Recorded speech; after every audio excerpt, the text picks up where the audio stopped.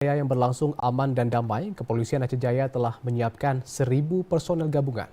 Pihak kepolisian juga terus mengedukasi dan mengimbau kepada masyarakat untuk menjaga kondusivitas selama pilkada berlangsung.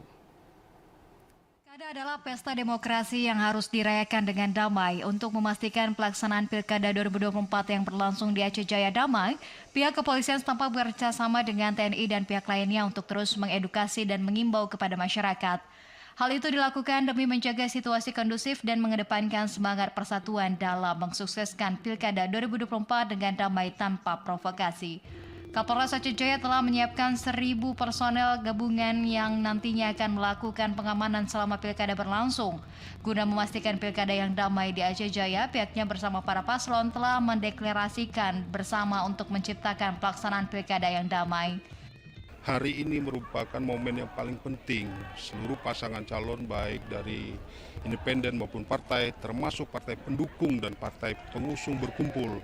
Kita sama-sama mendeklarasikan bahwa pemilu kada atau pilkada yang ada di Kabupaten Aceh Jaya ini harus berlangsung dengan aman, tertib, dan tetap menjaga situasi harkam tipmas biar tetap kondusif.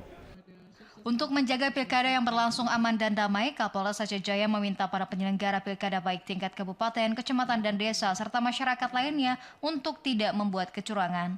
Dari Aceh Jaya, Musliadi Tevaraja melaporkan.